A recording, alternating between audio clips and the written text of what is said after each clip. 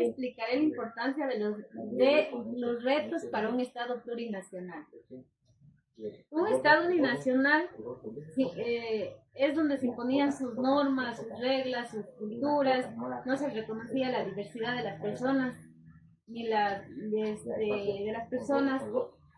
Había mucha discriminación, minorías, desigualdad y pobreza. Ya, derecho. Existe en el país. Y ahora voy a hablar de la supremacía blanca.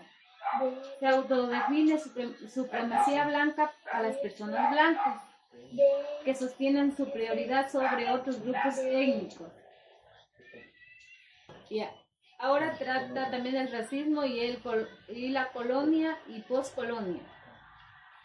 En esta parte se habla del racismo que nace desde la colonización, donde se justificaba la esclavitud, la violencia de grupos de personas basadas en sus perjuicios a lo largo de la historia.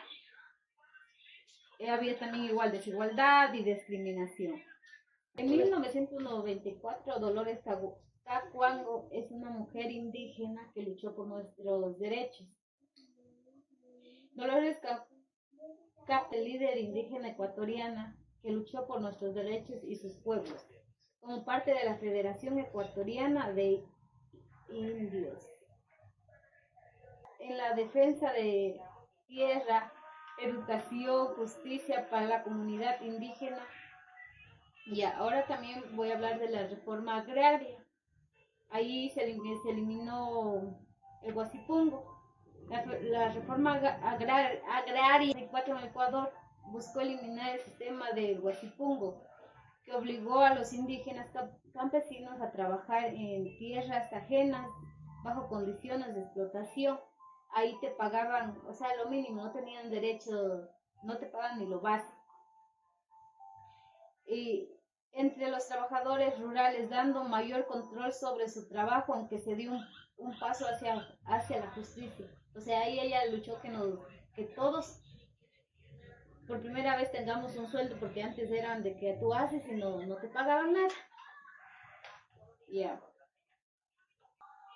¿Has escuchado qué es sincretismo intercultural?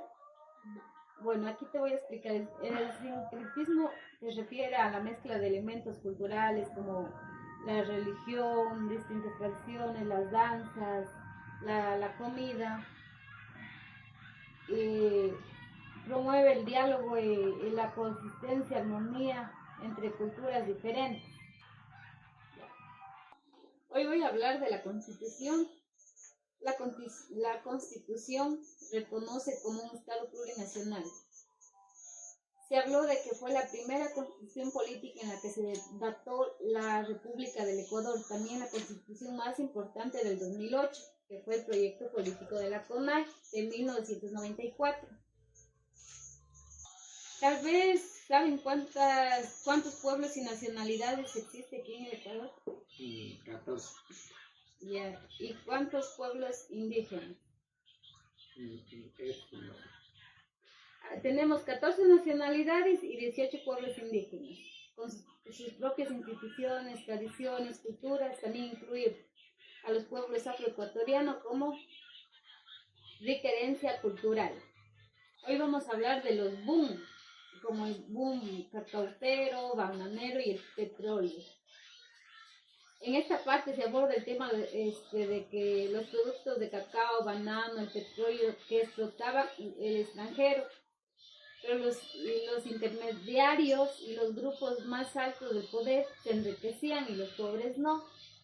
Y hasta ahora vivimos y seguimos teniendo las mismas, o sea, nos pagan menos y solo se enriquecen los grandes líderes. Ya. Llevaron la revolución liberal de Eloy Alfaro. ¿Tienen tal vez alguna idea de eso?